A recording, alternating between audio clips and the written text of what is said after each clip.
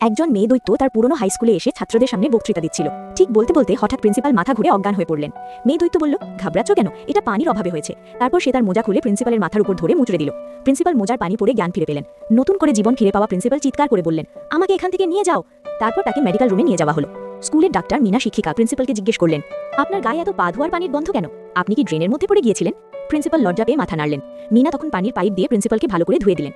মাঠের ছাত্ররা জিজ্ঞেস করলো, মেয়ে দৈত্য এত লম্বা, তাহলে সে ক্লাসরুমে কিভাবে পড়াশোনা করতো?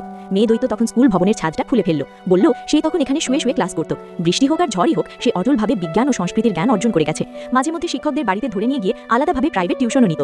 ছাত্ররা এটা শুনে খুব মর্মাহত হয়ে কাঁদতে লাগলো। মেয়ে দৈত্য কাঁদতে লাগলো, কিন্তু তার চোখের পানি এত বেশি ছিল যে ছাত্রদের সবাইকে ভাসিয়ে নিয়ে গেল।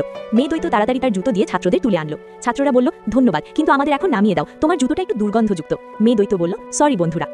এমন সময় প্রিন্সিপাল হাঁপাতে হাঁপাতে দৌড়ে এলেন। বললেন, বিপদ, পেছনের পাহাড়ের দানবটা বেরিয়ে এসেছে, সবাই দ্রুত সরে পড়ো। মেয়ে দৈত্য বলল, ঘাবড়া